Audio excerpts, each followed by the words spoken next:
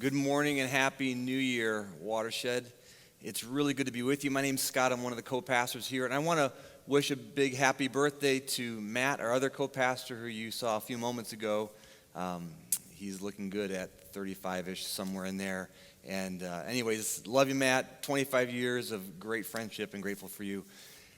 So this crazy year, we don't need to speak to the craziness of it anymore. It's been something we've had to live out. And so part of this past year, I've been trying to navigate, like any of us, what does it mean to live in a year of COVID and in a year of school not happening, in a year of maybe loneliness because you're sort of condensed to your home and in a screen all the time. I've looked at this year, and I've like many of you, have had to mourn its reality and the pain of it and the difficulty of it. And I've attempted to look at it and say, well, is there something that I can extract from it? Is there a chunk of this year that I can look at and I can say, all right, well, it is difficult, and I am sequestered more to maybe my home than I typically would like to be, and I am maybe sequestered more to an office, or I'm hunkering down in front of a computer screen more than I would ideally like. I do have maybe more alone time. I've got, of course, a couple of friends and family members that we're kind of close to in this season. But for the most part, we don't have the ability to just be with people in mass like we normally do. And so I began asking myself some questions after I got over sort of the anxiety and the fear of what happened earlier this year. And I began to say, well, at least in my own heart and my own soul, what does it mean to grow in a season like this? What does it mean to edit how I see my reality? What does it mean to look at this chunk of year and not having any idea how long this would go for? But after a while, it became evident that this was going to be our new reality, at least for the rest of 2020. And I found myself asking some different questions. I even hung with this passage in the scriptures that for many of us, if we grew up in the church, it was a passage that we've known and we've heard it preached on and taught towards, and we've made all these assumptions about it. And it's the gospel writer John, when he cites Jesus in John 10, and Jesus says, I have come that you might have this life. So not only this sort of existence, but then you might have it with this sense of abundance is the English word that we translate that John is stating there from Jesus. And so I begin asking myself this question. What does that mean? What does it mean for us in a season of COVID, in a season of hunkering down, in a season of loss, metaphorical death or literal death? Right? In a season of pain, in a season of the unknown. That maybe is the hardest part of all this. It's not as though we can look at this and say, well, the winter will be over and then it'll be spring. We don't know what spring looks like, again, metaphorically through a season like this. And so we're hunkering down. You're trying to figure out, what does it mean to go forward in this kind of environment? What does it mean to have an expression of abundance? And if I can look at the life of Jesus, he clearly had seasons of difficulty. He clearly had seasons where the whole government system was against him, where people were out to get him, and yet still he was inviting us into an expression of something bigger, some sense of movement, some sense of abundance. So what does that begin to look like for us? How do we sort of canonize that for our own identity? How do we put that into tubes and containers so that it's accessible for us? Well, I'm going to speculate like anybody would do on a Sunday when we begin to talk about the scriptures or Jesus. At best, that's all we can do. And so if I look at the life of Jesus and say, all right, he's inviting us into this sense of abundance, that's fine, but what does that mean, and how do I sort of access that in terms of 2020 and 2021? What's that begin to look like for me? Well, there's this Greek word, which would have been a word that I don't know if Jesus would have used, but he clearly would have been aware of it, because it would have been a word that would have been probably thrown around or actually earlier than Jesus' time, but clearly around the life of Jesus. And it's this word, eudaimonia. And eudaimonia, it's kind of, if you break it down into a couple of different words or sections, eu is good, and daimonia or daimon is soul. So this word eudaimonia is good soul. So I make this sort of speculation. I don't know for sure, but is it possible that when Jesus invites us into this sort of expression of abundance, that maybe he's inviting us into a word that would have been very well known in the first century, this word eudaimonia, this sense of good soul, this place of movement, this place of interior goodness, when things are moving from a place that are challenging and difficult and dark and hard to a sense of waking up and awareness in a better you, a better reality. Doesn't mean it's easier always, but there's a sense of growth, there's a sense of movement. This has been the narrative of our community for 15 plus years. We moved here, Matt and Donna, Taryn and I, our two families literally moved here 16 years ago and like 2 days ago. And then started Watershed. Our first Sunday happened in September, this past September 15 years ago. When we moved here, we had this premise, we had this sort of underlying assumption that who we are today will continue to shift, will continue to grow, and it will not be the same person who we were in the past. And so that is true of a eudaimonic reality, that who we are today is not the same person we're going to be in the future. And so I sat with that sense of reality, that sense of abundance, that sense of what does it mean to have a good soul. It's been something I've been living with maybe the last couple, 3 or 4 months of the last year. After I realized that COVID wasn't going away anytime real soon, that this year we're kind of hunkering down and we're going to be moving forward into this reality, at least for the time being. And I had to begin to ask myself some more complex questions about what does it mean to grow, even in a season like this. What does it mean to move forward and have this more sort of good soulish, eudaimonic, abundant reality? And so then I said, well, what would maybe be a roadmap that would help me in that space? What would be some containers and beakers that I might sort of pull out and say, well, this is what it means for me to see movement in some of these areas of a good soul for myself. And so I've lived with 3 very specific areas in the last maybe 3 months in particular that I'm attempting to work on. I'm attempting to grow into. I'm attempting to move in my own individual, personal reality. And it's these 3 areas of energy, work, and love. These 3 containers for me sort of hold all the things that are dear and all the things that are meaningful for me. Energy is, if I don't have good energy, I can't love well and I can't work well. In the energy space would be everything from literally working out to diet. That's probably the hardest thing for me. I love this time of year. I love the carbs. I love all the cookies and all the good stuff that Christmas and holiday season brings us.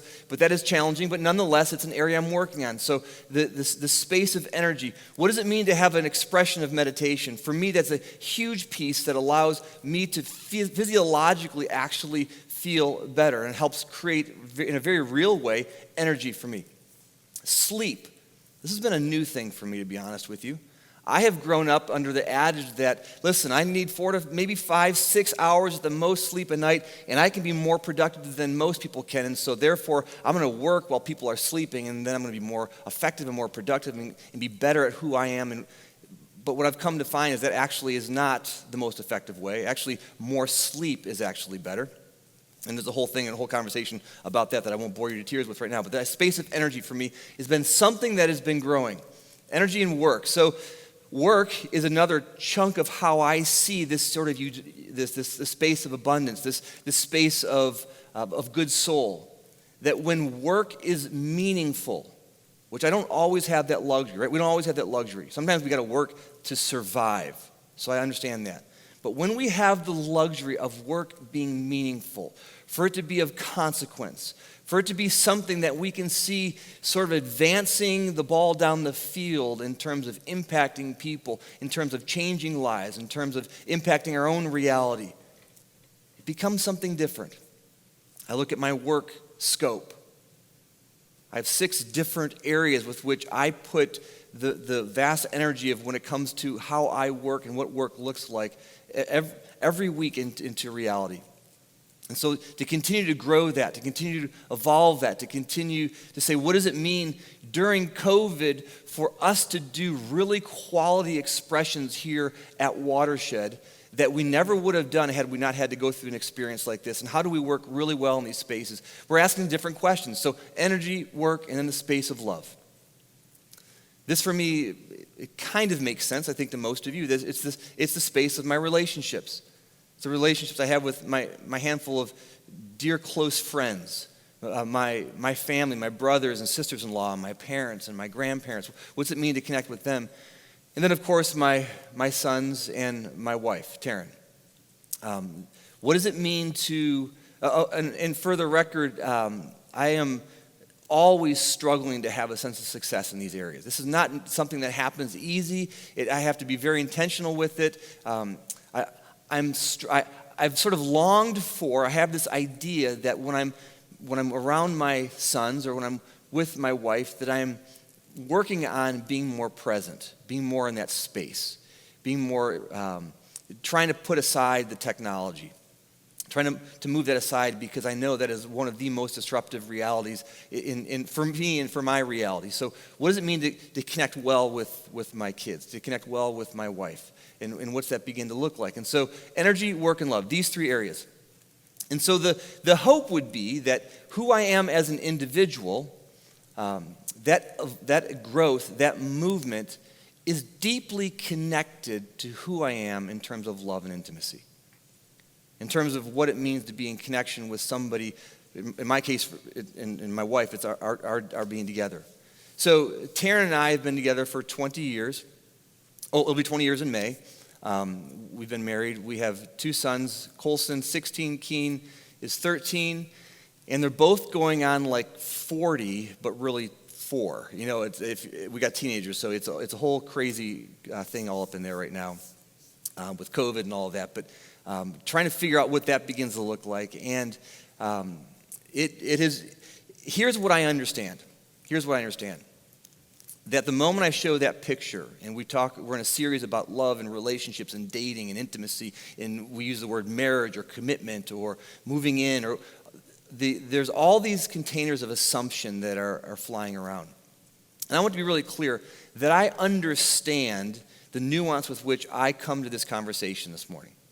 I understand that I had this sort of order with which my life has come together in terms of Taryn and I met each other, we started dating, we got engaged, we got married, we had children, we had our careers and all that process. Like that whole dance, that whole process, I'm fully aware, or I'm more and more, aware that that is not true for everybody. And that is not necessarily the only way with which people can find love and can find connection and can find intimacy and can find parenting and can find a spouse or a partner or somebody that's significant. So I understand that, and I assume that when I speak this morning, I am speaking from that worldview and from that perspective. And so I want to at least put that out on the table. And hopefully the way we can offset that is I attempt to speak more into the awareness space that I am unaware towards.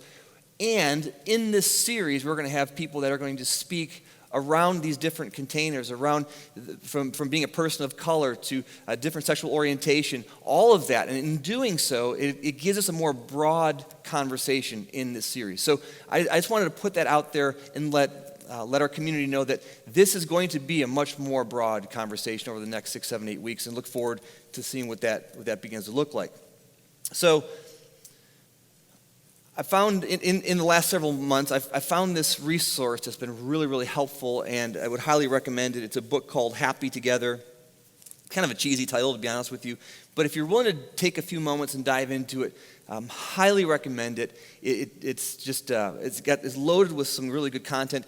And what I've done, like I typically will do, I mean, nothing's sort of new under the sun, right? I've pillaged some of this text, and I'm going to use it, some of it this morning. Now, I've bastardized it just enough to make it my own, and give you some ways in which maybe you hear from me specifically, in my own heart, my own sort of space in that. But this book was huge to the conversation this morning for me. So, here's where I would like to go. I'd like to take a few minutes and speak to what are the different layers, what are the different sort of journeys that many of us find ourselves going on when it comes to how we jump into the space of relationship. So let me start out at a very obvious space. This first sort of layer is the relationship of utility. In this space, relationship of utility begs the question, how can I meet your needs? And this is something we experience every day of the week. This is at a more baseline level. If you drive through a drive-through and get a cup of coffee, when you pay that person, there's a very defined relationship there. You are getting a service for that currency. It's very organized and very clear set. There's no question that how can I meet your needs, sort of the primal question related to this relationship of utility. We see this playing out if you have to have your brakes fixed on your car. How can I meet your needs is the assumption of the mechanic on the other side. You pay them for their service and you walk away. You might be a coach or a player on a team, and you each have a very defined role, and you each play a unique need. The coach comes in and trains, the player produces, and you have a very defined understanding of how reality is. This plays out for us in the workspace. You go to work, and in a sense, in the truest sense, you are a cog in a wheel in a system. And I say that not like in a negative sense, but in the truest sense, that you show up on a certain day of the week, and you might sit at a desk, you might be a part of a department, you might be a teacher in that space, or you might be an educator, however you fit into it, it's very defined the role that you play, and other people play other roles, and you go in and you do your thing. It's a very defined first level, first tier way of understanding relationship. It's more utilitarian than anything else. It's more survivalistic in its sense. Then there's this second tier of relationship, and I call this relationship of pleasure. And this kind of answers the question and begs the question, how can I meet your needs? Most of us, when it comes to our love relationships, we live in this space.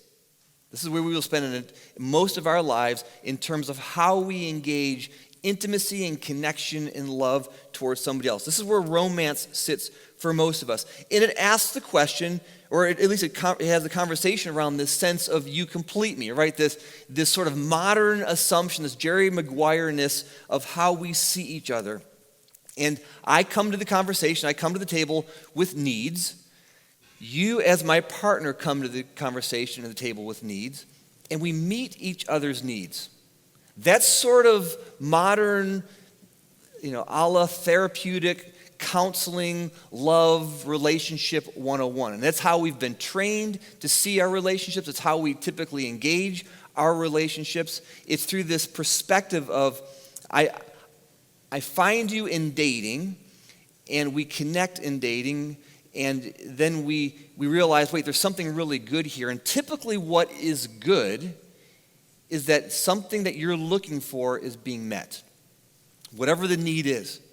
And ideally, the other person, too, is having their need met.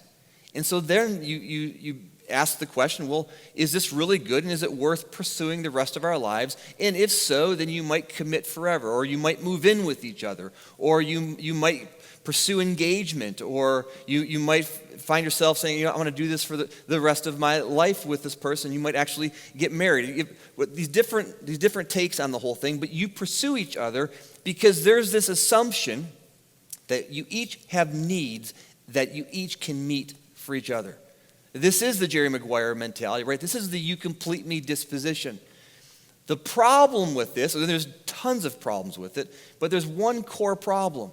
that the person you marry is not the person you will die with, assuming you stay the course.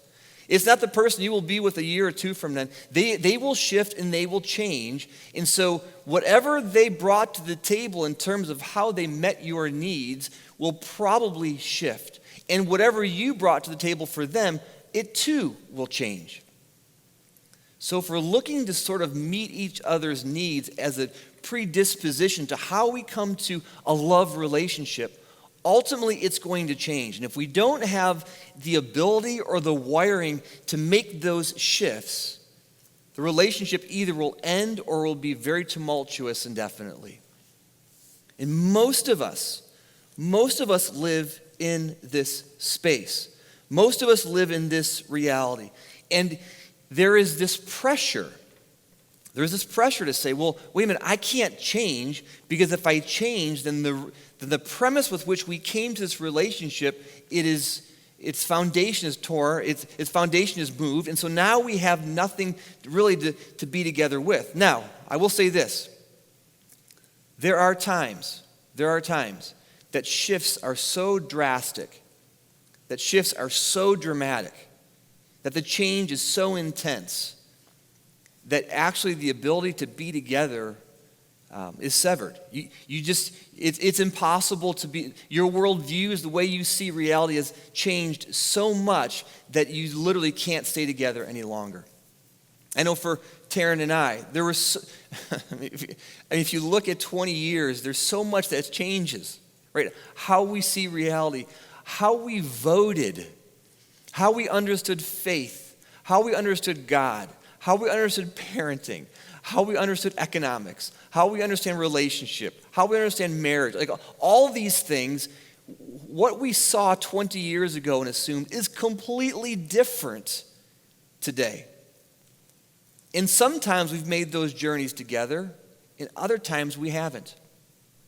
I mean, I know under the sort of in the church, in the modern Christian church, there is this assumption that you date somebody that has the same Christian world beliefs, and you should do that and not veer from that. And there's some actually probably good wisdom in that. If you have a large world view that's similar, that could be of consequence going forward. But invariably, within our Christian worldview, for Taryn and I, over the last several years, we've had major changes that we've each gone through at different times that are pretty central to our understanding of faith in God. And there would be times we would sit down and have a conversation and like, well, I don't believe that way of seeing it anymore, Taryn. And Scott, I don't believe that way of seeing it anymore. And we weren't making those shifts together, but we stayed the course, and there's bigger fish to fry sometimes in theological worldviews, believe it or not. And so you begin to sort of work through these different nuances. And it creates this intense pressure if the relationship is all about sort of meeting each other's needs, because, again, you're not sure really where that person's needs are sometimes, because you've made some changes or they've made some changes. And so it's this dance of trying to figure each other out. And it can be very complicated and it can be very frustrating at times. Again, because you have these assumptions of who you are going into these relationships. I remember when we first got married, I'm not handy. I was especially not handy 20 years ago. My father-in-law, who is an amazing person, he's an engineer. He fixes everything. He fixes transmissions on cars. He installs HVAC systems in his home. He fixes the brakes on his cars. He does plumbing and electrical. And so when our brakes needed to get fixed the first couple of months of marriage, it was, well, I'm taking that to the mechanic who knows what they're doing, and it didn't make sense to Taryn. And why she had more tools than I had when we got married. Like the whole thing, right? So you have this whole assumption of expectations you're constantly trying to navigate, which is standard for marriage.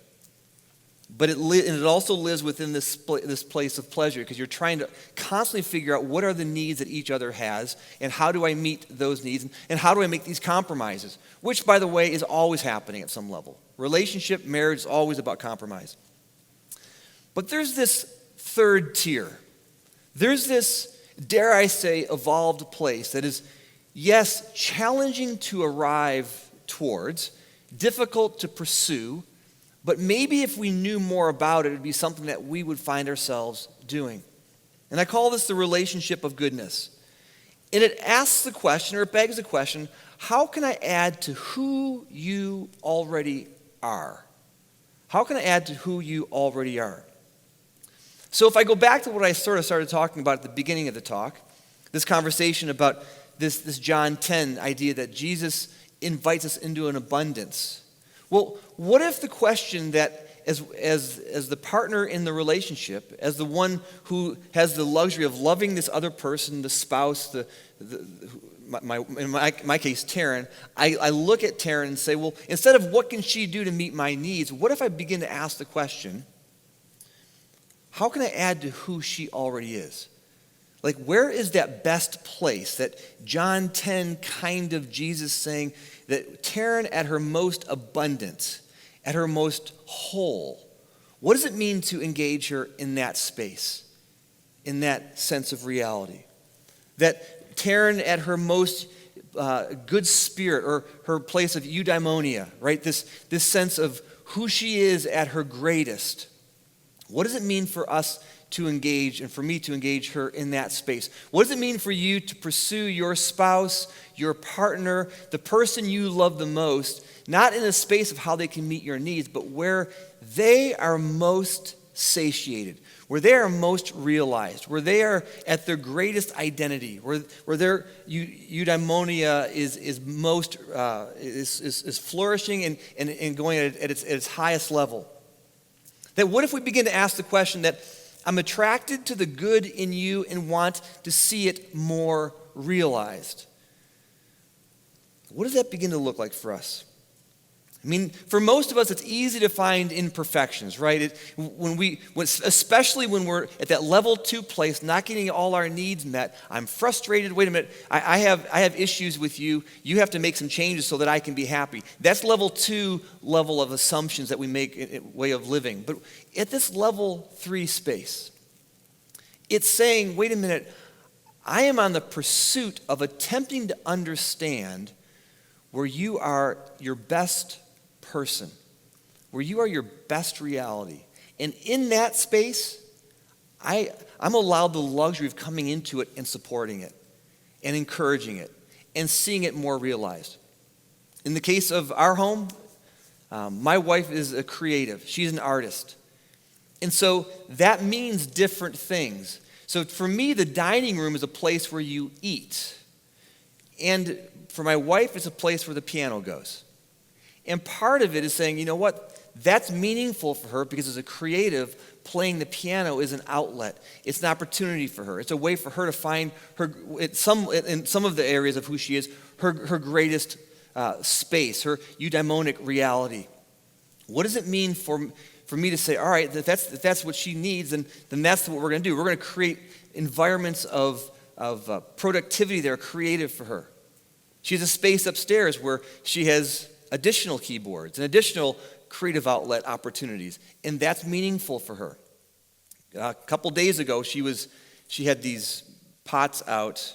She loves like plants, and our house looks like a jungle. It looks actually kind of cool most of the time, but we've got a lot of that going on in our home.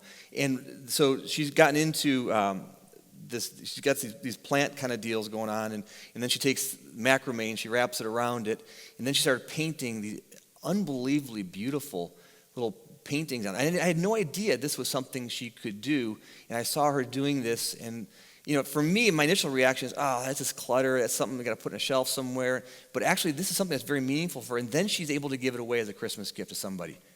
And she found this sense, this means something to her, and this is of consequence. So of course I get to support that. My wife, for 20 years, cares deeply about people, but especially cares about the underdog. If she gets a chance to meet you, and there's something within her purview of helping you, and you are the underdog in a circumstance, man, she's got your back. I remember early on, I was like, we'd find somebody that she would hear of somebody who has a need, and she'd say, well, babe, I think we should do this for them. And I was like, well, babe, we don't have the money for that. No, I know, but we should do this. And well, but we don't. And it became one of these sort of dances where early on I was like, I just don't know if we can play that kind of role and fund these kinds of outlets that you would like to do in helping people who are hurting. But I began to realize, wait a minute, this a little bit is what maybe the Jesus quotient is inviting us into. And what I did not know early on is, in a very real sense, this is where, for Taryn, there's a sense of abundance in this. There's a sense of waking up. There's a sense of, this is where I am, my soul is at its best place. And so over the years, I've learned to acquiesce to it. I've learned to support it. I've learned to come around it and realize that, wait a minute, when she is giving of herself, especially to somebody who might not have the voice that this person should have, but Taryn becomes that voice for them, I've come to realize that the role I get to play is to support that, is to reinforce that. And over the past several years, I've watched Taryn use things like social media and other ways to come around people, even something as simple as this past year. And every Christmas or so, I think it's November-ish, she puts together a post that lists half a dozen or a dozen opportunities of relationships that she has made to invite her social media friends into partnering with. And invariably will raise thousands of dollars. Meals, and found out that a single parent friend of ours needed an oven, and so an oven was provided. And somebody needed housing, and so housing was provided. And somebody needed some clothing, and somebody needed some medicine and some medical supplies and medical needs because they had a preemie child. And all these people come around these opportunities. And again, what I've come to realize that Taryn is at her best place when she is giving in that sense. And part of the role I get to do is, hey, no, instead of saying, what about me? What about my needs? What about, don't forget about me over here. I'm the underdog too, right? And what about poor Scott? What I've come to learn is if I can come around that and if I can support that, it actually helps kind of wake up more of who she is. It connects us. Now, I wish I was really good at doing this. I'm not saying I've mastered it. But I wonder what it begins to look like for the person that you are with, instead of saying, well, not only how can they meet my needs, and that is an important conversation. Let me not throw that aside. Obviously, it is important to understand what we each need and how we move forward in that and the role that we can play in that. But a maybe more evolved conversation is, what is it that, where is it that you are at your best? That you are this Jesus, John 10, most abundant reality. And how can I come around that so that can be more realized? And then the question does need to be begged, well, then for you, the other person, the other side of the table, where are you at your best? And how can I come around that? And we could talk about that. I feel like over the years, Taryn's done way more of that for me than I have for her. I've been a little slower to that conversation. So I look at this chart, these three levels, these three tiers. And this relationship of utility, relationship of pleasure, relationship of goodness. The first tier, the relational awareness there is very evident. It's very clear that the relationship is defined with a great sense of clarity. The second tier, there seems to be very little, if any, real relational awareness. Because it's about getting my need met, I'm not really keen on who you are. I'm aware of my needs, but I'm not really aware of who you are as a person because it's so sort of focused on myself. And then this relationship of goodness space, it's very definitive that your relational awareness is very defined, that it's very clear who you are with this other person because you're forced to step outside of your own wants and your own needs and see this person for being something that is very amazing, very unique, very rare. And again, I'm been slow to this at some level with Taryn, but I sat across the table from her just a couple weeks ago, and I said, babe, I'm so inspired by you. I'm so proud of the work that you do and the things that you do, and the lives that you get to impact. And I'm more aware of who she is when I can find myself stepping back and say, how can I support you in the things that are meaningful to you, the things that matter to you? And then if I look at this sort of triangle, and I look at these three sort of relational realities, these three layers of how we engage each other, the first couple, for me, really engage codependence. I have needs, you have needs. They're very defined. We either meet them well or we don't meet them well. But it's about my stuff being met. It's about my issues and my longings and my wants. But as you move up to this relationship of goodness space, I suggest that it becomes more about interdependence. That you begin to realize that the person that you get to be with, and I'm going to say this carefully, you don't need, but you have the luxury of being with. Because what we find out at these more evolved places, at least what I read about anyways, right, is that I'm interdependent of all the things around me, that who I am in God, right, who I am in terms of the work that I'm doing in myself is not codependent on somebody else somehow meeting that need. That I actually don't need the people always. I need relations, but I don't always need the people around me to find growth. Now, when I get to connect with them, it adds to the growth. That we move from a space of codependence to a space of interdependence. That I have this luxury of being in connection with you, that I get to benefit my reality by having you in my life. But actually, you are not... you don't need me. I don't complete you. And that actually is a healthier space to be. So the goal in maybe our love relationships is I am attracted to the good in you and want to see it more realized.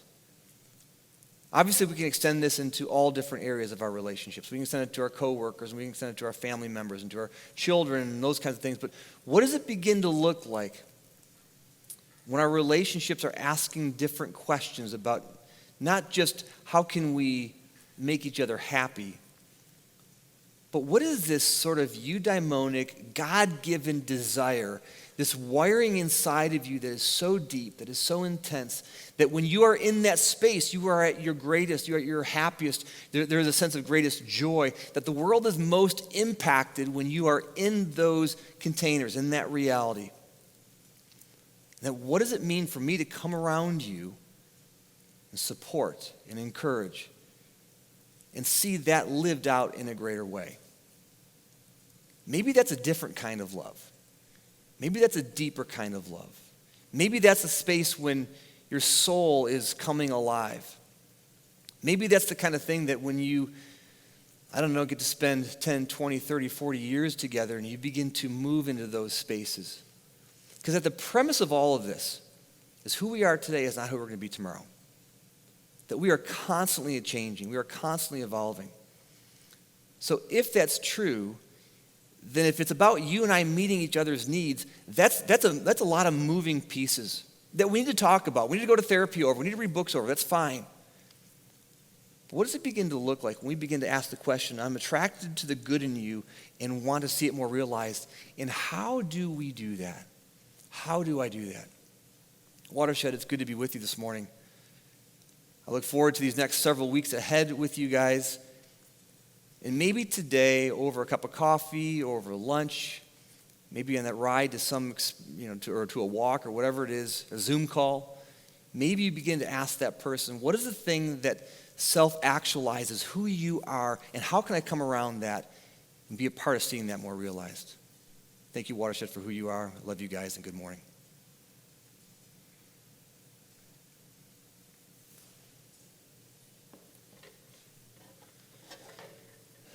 All right.